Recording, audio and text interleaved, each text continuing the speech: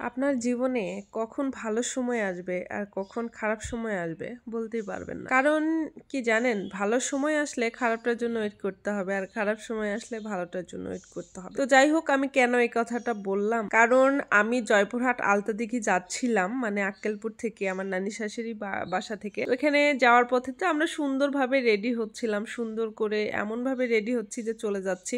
আর সবাই মিলে রেডি হচ্ছি যে যাবো এখানে একটা ঘুরতে যাব, তাহলে তো সবারই আনন্দ। কিন্তু যেতে লেগে রাস্তায় এমন ভাবে চাকা বাস্ট হয়ে গেছে, মনে হয় যে আমার গ্যাস সিলিন্ডার মানে বাস্ট হয়ে গেছে। তো যাই হোক, গাড়িতে একটু একটা চাকা লাগাইলাম যেটা মানে স্টকে ছিল, এই জন্য আমরা উঠিনি, আমরা অটোতে উঠছি আর গাড়ি পিছে আসছিল। তো এই জন্য বলছি যে যখনই যেটাই করি না কেন মন থেকে ভালোবেসে করতে হবে, কারণ পরবর্তীতে এই সময়টা পাবো কিনা তার কোনো গ্যারান্টি নাই। তো এই অ্যাক্সিডেন্টটা কিন্তু বড় কিছু হতে পারতো, আলহামদুলিল্লাহ আল্লাহর রহমতে আপনাদের দোয়ায় আমরা বেঁচে গেছি। যাই হোক, যে করতে করতে আমরা জঙ্গলের মধ্যে দিয়ে আলতাদিঘি চলে গেছে। ও সরি, জ্ঞান দিতে দিতে ভুলে গেছিলাম যে আমরা কোথায়। আমরা গিয়েছিলাম জয়পুরহাট পার হয়ে আলতাদিঘি। এটা আমার মনে হয় বর্ডারের কাছাকাছি। আলতাদিঘি যায় দেখি যে এখানে একটা ওয়াচ টাওয়ার আছে, সেটাই হলো মূল আকর্ষণ। তো যাই হোক, আমরা দিঘিতে নেমে পড়ছি। দিঘিতে পানি নাই, একদমই শুকনা, কারণ এই সময় তো বৃষ্টিপাত হয় না এরকম ভাবে, এই জন্য একদমই শুকনা। দেখেন আলতাদিঘিটায় খালি পানি আছে, কিন্তু বিশাল বড় একটা পুকুর। সেই পুকুরের চারপাশে একটা পাড় ছিল,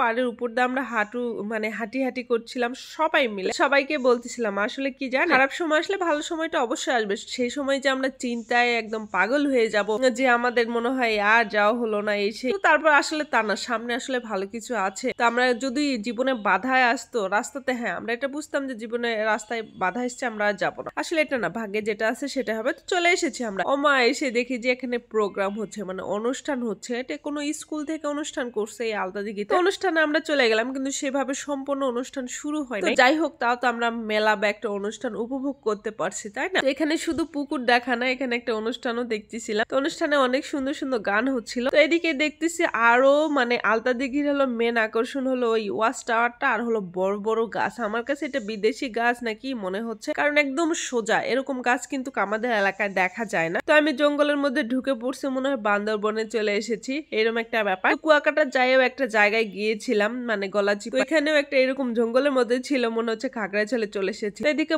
বর সেজে, মানে যেমন খুশি তেমন সাজো, এরকম একটা ব্যাপার অনুষ্ঠান হচ্ছিল। তো আমরা ছোটবেলায় সেজেছিলাম। যাই হোক, এই যে হাওয়াই মিঠাইটা আমাদের সবাই খাবো, কারণ বাসা থেকে একদমই নাস্তা করে গেছি, আর এগুলো ছাড়া অন্য কোনো কিছু ভালো লাগতেছে না খাইতে। তো হাওয়াই মিঠাই আমরা সবাই মিলে নিলাম। আর কিভাবে হাওয়াই মিঠাই বানায় দেখে মানে বুঝাই যাচ্ছে না এটা বানানো, এই জন্য এর নাম মনে হয় হাওয়াই মিঠাই। আর কোন কোন এলাকায় এটার নাম কি বলেন একটু বলবেন কমেন্ট করে, ঠিক আছে? তো যাই হোক, সবাইকে একটা একটা করে দিয়ে আমরা বলতেছি যে এত পরিমাণ রোদ, তাহলে আর এখানে থাকা যাবে না, কারণ কুয়াকাটা থেকে এসে এমনি ভূতনি হয়ে গেছি, তার মধ্যে আবার রোদের মধ্যে ঘুরতেছিলাম আলতাদিঘিতে। যে তো আমরা বলতেছি দিঘিতে গেলাম, দিঘির পানিতে একটু হাত ছোঁয়াবো না, তা কখনো হয়? আসলে কি, হাতে ওই যে ওই আঠাটা লেগে গেছিল হাওয়াই মিঠাই খেতে খেতে। তো এইদিকে ওয়াচ টাওয়ারে আমরা উঠবো, যেহেতু খেয়ে দিয়ে শক্তি করে নিয়েছি, কিন্তু পায়ে এনার্জি ছিল না, মনে শক্তি ছিল। তো এইদিকে আমরা হাওয়াই মিঠাই খেয়ে দুইজন মিলে উঠতেছিলাম ফাড়া। আমরা সবাই মিলে উঠছি, খালি দুইজন না, দেখছি যে এক একজন এক এক মনের কথা লিখছে, খাতা কলম আর বাসায় নেই, এখানে এসে লিখিছে একে ভালোবাসে এর নাম দিয়ে প্লাস প্লাস মাইনাস ওইরকম লিখছে, আর অনেক কিছু লিখছে।